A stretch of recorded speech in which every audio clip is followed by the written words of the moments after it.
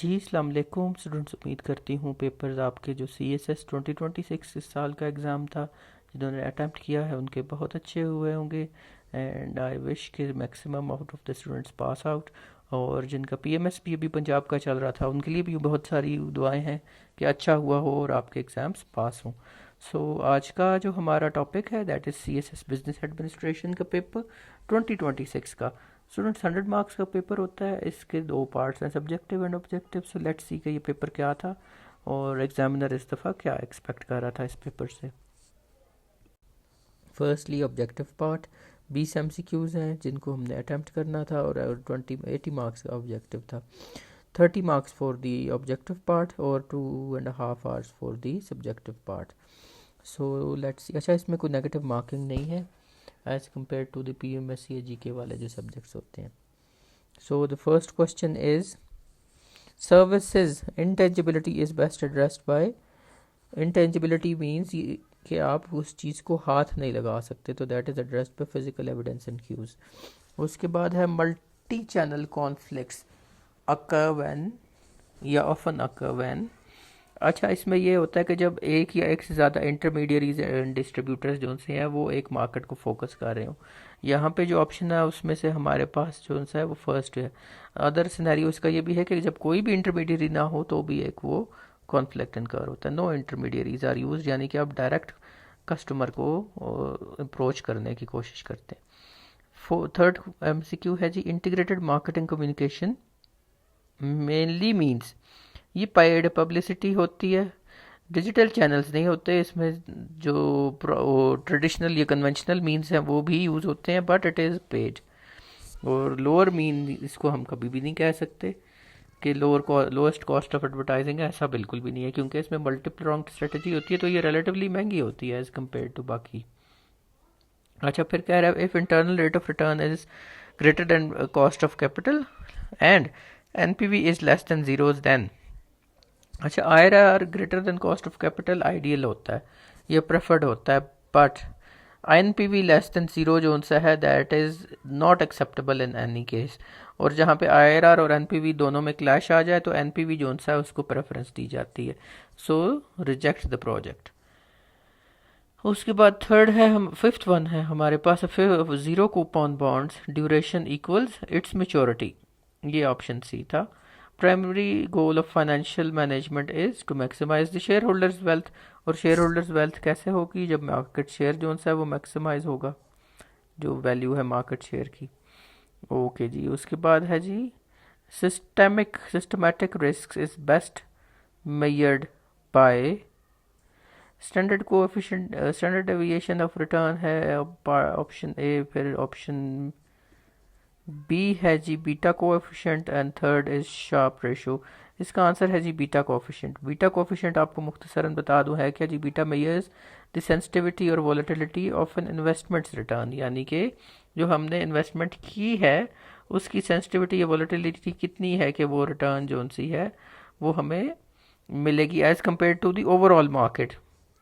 ठीक है, और मार्केट में जो बाकी अपॉर्चुनिटीज़ या इन्वेस्टमेंट्स की अपॉर्चुनिटीज़ मिली अवेलेबल हैं उससे भी हम कंपेयर करते हैं।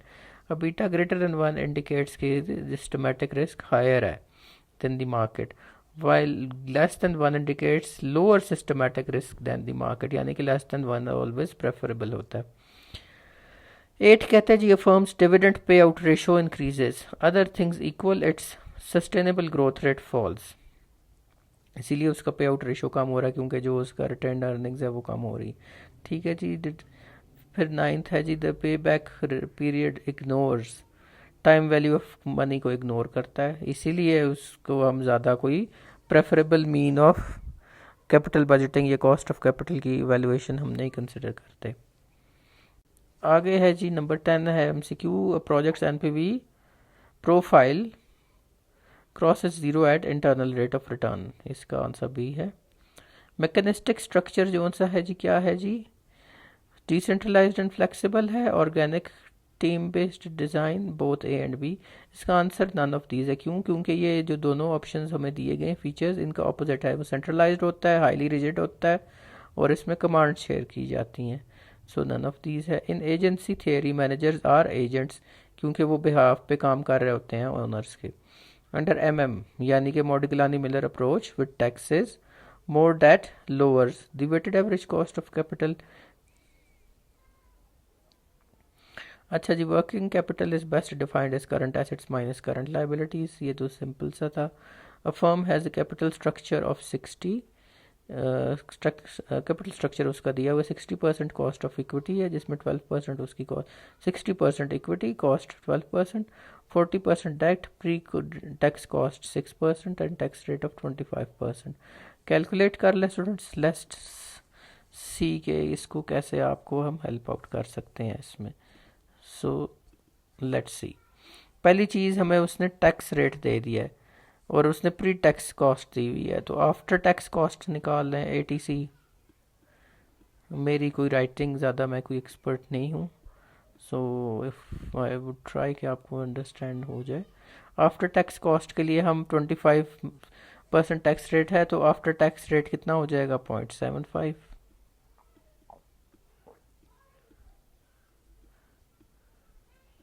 and the rate is 6% into 0.6। Students मेरे पास कैलकुलेटर नहीं है इस वक्त, आप एग्जैक्ट कैलकुलेशंस कर लेना। This should turn around to be 0.45 sorry, ठीक है। तो 0.045 को जब आप 4 से मल्टीप्लाई करेंगे 0.4 द डेट, तो फिर आपके पास आ जाना चाहिए यहाँ पे 0.18, और यहाँ पे 60% इसका हमारे पास वेट है and this is the cost, तो 60 इंटू 12 इज 0.72, 0.72, अच्छा पॉइंट नहीं होगा ये, 0.072 होगा। तो जब हम टोटल करेंगे तो it will come out to be 0.09 और 9%। तो 9 हमारे पास ऑप्शन नहीं है, so our option is none of these. ठीक हो गया, होपफुली समझ में आ गई होगी। मैंने ज़्यादा डिटेल में जाके कॉन्सेप्ट क्लियर करने की कोशिश नहीं की होगी, क्योंकि एट दिस स्टेज जब आप पेपर सॉल्व करने हैं या आपने पेपर्स अटैम्प्ट करने हैं, तो आई डोंट एक्सपेक्ट कि आप कॉन्सेप्ट आपके इस तरीके से क्लियर नहीं होंगे। अगर नहीं है तो ज़रूर मैसेज में ड्रॉप कर दें, मैं दोबारा इस क्वेश्चन को, ये कॉन्सेप्ट्स आपके ये टॉपिक डिस्कस करके हम क्लियर कर सकते हैं। So a leader who inspires a compelling vision and drives change is using which style of leadership.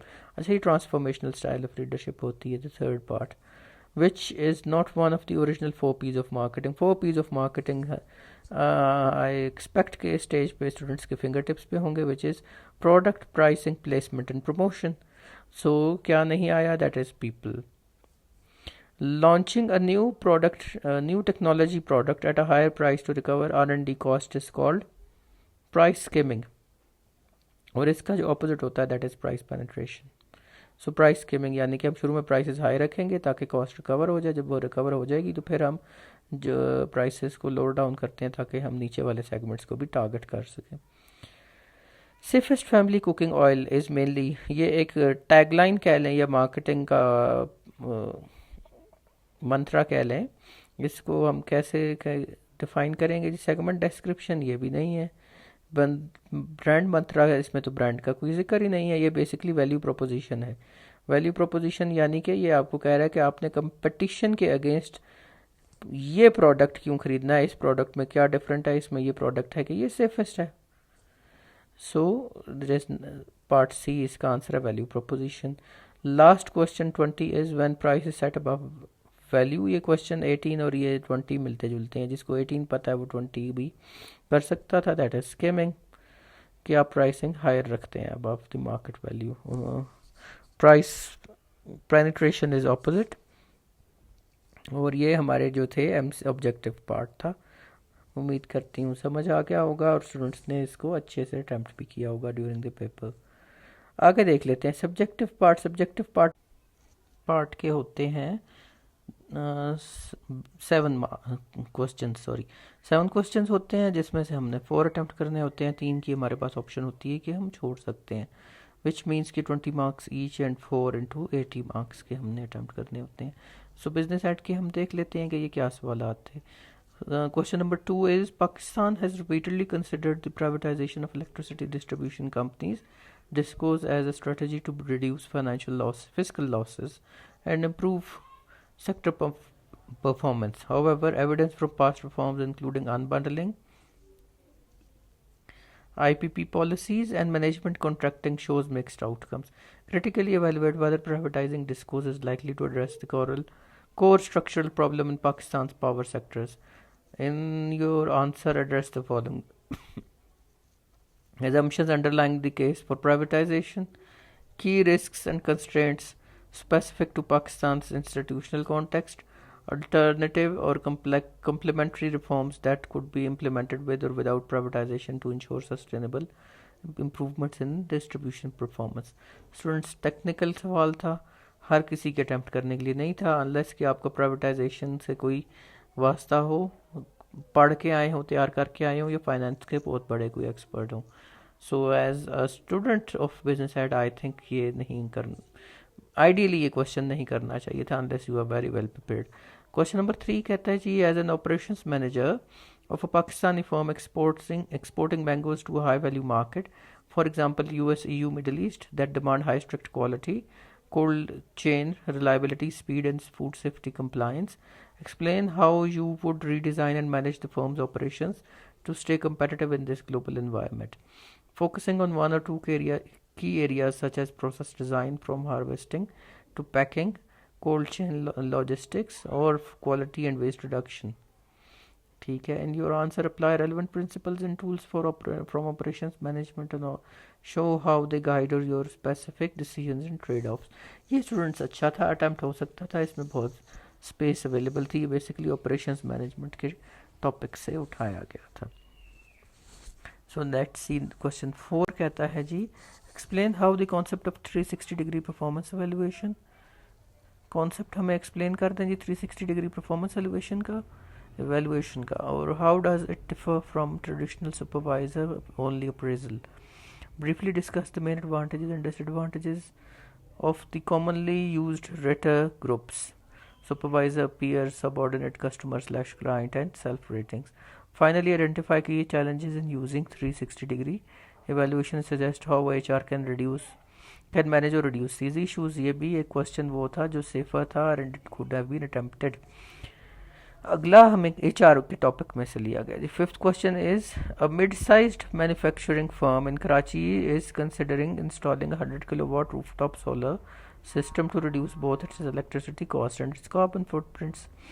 The system costs 12 million today, including tax of PKR 12 million. अच्छा जी, 1200,000, 1.2 million का tax है और total cost इसकी 12 million है, and has a life of 10 years. The firm's current annual electricity expense for the relevant load is 2.4 million, which would be fully eliminated by the system.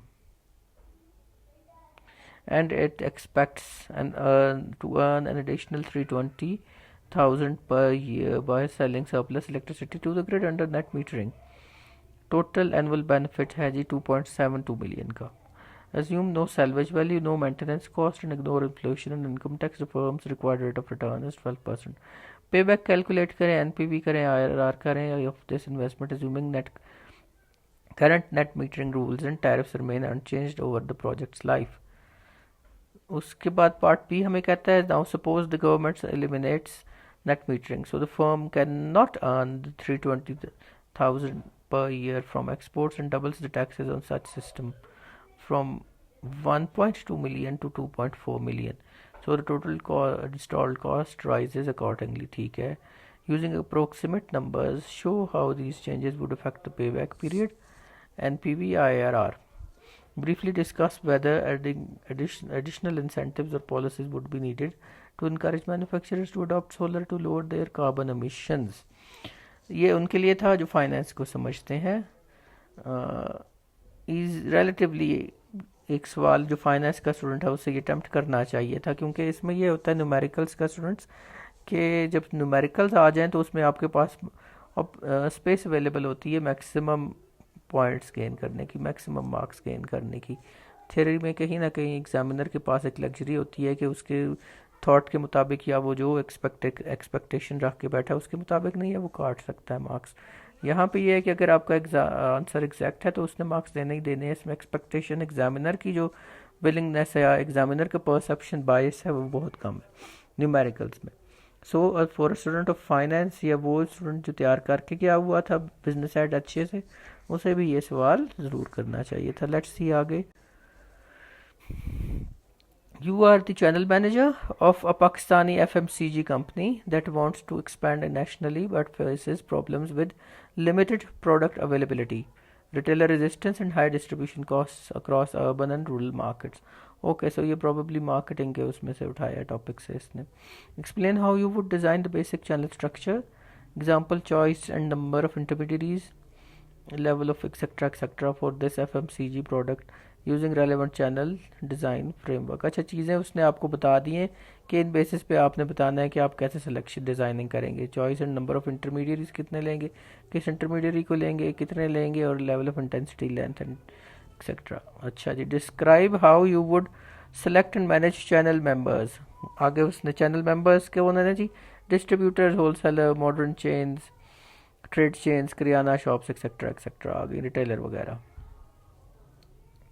Including how you would create channel incentives and support programs to gain retailer cooperation. फिर part सी है using relevant theories of channel power, conflict and vertical marketing systems. Explain how you would prevent and manage channel conflicts, example between traditional retailers and modern trade, or between online and offline channels in the Pakistani context. D part है जी इसका, briefly explain how you would be use technology and multi channel omni channel strategies. B2B ordering apps हो गई, e commerce platforms, examples उसने हमें ढेर सारी दे दी हैं कि इसमें से आप कौन सी टेक्नोलॉजी या मल्टी चैनल यूज़ करेंगे और क्यों करेंगे। तो ये मार्केटिंग का एक सवाल है, लेंथी सवाल है। इस क्वेश्चन को अटैम्प्ट करने के लिए टाइम चाहिए था, लेकिन एक थियरी बेस्ड सवाल है जिसको अटैम्प्ट करने में आपके पास एक सेफ पॉइंट्स अवेलेबल हैं। यानी कि इसने अपनी इंटरप्रिटेशन या ऐसी कोई चीज़ नहीं है, सिंपल आपने जो थियरी पढ़ी हुई है उसको अप्लाई करना। क्वेश्चन 7 है, you are a brand manager of the FMCG। Okay, I think this one is repeated. No, ये उसने कुछ और पूछा है FMCG से ही रिलेटेड। Okay, so you are a brand manager of a Pakistani FMCG company planning to launch a new national brand. Example, tea, snack food, or Pakistan personal care product in a highly competitive and price sensitive market where many brands appear similar. ये भी marketing का ही सवाल आ गया। अच्छा जी, explain how you would design the brand identity for this product referring to a relatively relevant brand identity framework such as Capfera's brand identity prism or Acker's brand identity system. Okay जी, part B कहता है define the brand's value proposition and positioning by clearly stating the target segment, frame of reference, points of difference and reasons to believe. Apply relevant positioning concepts and illustrate your answer with Pakistan specific examples. C कहता है use either Keller's customer based brand equity model or Acker's brand equity dimensions. Explain how your brand decisions would help build strong brand equity over time. Explain part D है, briefly explain how the brand elements यानी कि कौन से name, logo, packaging and slogan would reinforce the intended positioning and appeal to Pakistani consumers. अच्छा, ये relatively अगर पिछले question से देखें मार्केटिंग के, तो this one is more technical। ये उन लोगों के लिए तो ज़रूर है जो मार्केटिंग के एक्सपर्ट्स हैं या जिनका मार्केटिंग का स्पेशलाइजेशन है, क्योंकि जहाँ पे ये कैप्फर्स ब्रांड आइडेंटिटी प्रिज्म या एकर्स ब्रांड आइडेंटिटी प्रिज्म की बात करता है या Keller's consumer based brand equity की बात करता है, तो ये टेक्निकल टर्म्स है जो शायद एक सिंपल स्टूडेंट को या जो वो स्टूडेंट जो एक CSS के हवाले से तैयारी कर रहा है, इसके लिए एक नई टर्म्स हो उसने ना पढ़ी हो। तो समवन जिसका एक मार्केटिंग का बैकग्राउंड है उसको क्वेश्चन ज़रूर अटेम्प्ट करना चाहिए था। Last question is, you are the marketing manager of Pakistani textile and apparel brand planning to launch a new clothing line for young urban consumers in cities such as Karachi and Lahore. So इसने आपको target market दे दी। Interestingly ये भी marketing से ही उठाया है। वैसे इस दफ़ा एग्जामिनर का कोई मार्केटिंग से स्पेशल एफिलिएशन था, अदरवाइज ऐसा करते नहीं है। ब्रीफली आइडेंटिफाई एंड जस्टिफाई 2 और 3 की consumer segments within this young urban market, यानी कि आप किस बेस पे उठाएंगे, लाइफ स्टाइल के, सोशल क्लास पे, बेनिफिट सॉर्ट के, एक्सेट्रा एक्सेट्रा। ओके जी, for one chosen target segment analyse 2 और 3 major influences on their buying behaviour, यानी कि वो किन चीज़ों से इन्फ्लुएंस होते हैं जब बाय करने जाते हैं। कल्चरल वैल्यूज से, reference group, families, lifestyle, personality that are specially relevant in Pakistan. Peer group से एक और चीज़ है, रेफरेंस ग्रुप्स में ही आ जाएगा। Describe the main stages of the consumer buying decision process for this clothing line and explain how you would try to influence the chosen segment at 2 or 3 stages. For any two of your recommendations from part B and C, explicitly show how specific consumer behavior theories or models, example cultural, social, personal factors, buyer decision process models, guided your analysis and decisions. So ये last question था, ये भी मैंने पहले जैसे कहा marketing से है, but this one is relatively easier या थ्योरी बेस्ड है, इसको अटैम्प्ट किया भी जा सकता है और किया भी होगा यकीनी स्टूडेंट्स ने maximum. So this was the paper जो मैंने थोड़ा सा डिटेल में एक्सप्लेन कर दिया है कि क्या था और एग्जामिनर की एक्सपेक्टेशन थी क्या। एक चीज़ आप मार्केटिंग का या बिजनेस एडमिनिस्ट्रेशन इन जर्नल का अगर देखें, पेपर अटैम्प्ट करने में एग्जामिनर एक्सपेक्ट क्या करता है, एक तो आपकी अपनी कोई ओपिनियन या अपना आपका एक परसेप्शन या इंटरप्रिटेशन, जैसे वो यहाँ पे भी आपको एक खुला ऑप्शन दे रहा है कि आप सेलेक्ट करें सेगमेंट्स और फिर उन सेगमेंट्स के लिए क्या चीज़ें इन्फ्लुएंस करती हैं, वो आपको ओपिनियन चाहता है कि आपकी कितनी ग्रिप है इन चीज़ों के ऊपर। दूसरा, जहाँ पे बन सकती हैं डायग्राम्स वगैरह ज़रूर बनाया करें, वो चीज़ें मार्केटिंग में या बिजनेस एड इन जर्नल में भी अट्रैक्ट करती हैं, अपार्ट फ्रॉम फाइनेंस क्योंकि वो न्यूमेरिकल बेस्ड होता है। सो ये एक दो टिप्स थी। सो एंड पे अगर आप चाहते हैं कि थ्योरी का क्वेश्चन पेपर हम सॉल्व करें, कमेंट सेक्शन ओपन है, ज़रूर कमेंट्स में लिखें। और एंड इसके अलावा कोई और टॉपिक आप चाहते हो हम सॉल्व करें वो भी बताएं, कोई सब्जेक्ट चाहते हो हम आपके साथ शेयर करें वो भी ज़रूर बताएं। CSS से हट के कोई आपके पास क्वेरी है वो भी ज़रूर हमसे पूछ सकते हैं। एंड पे वीडियो अगर अच्छी लगी हो तो लाइक करें, शेयर करें, सब्सक्राइब करें। Thank you very much students.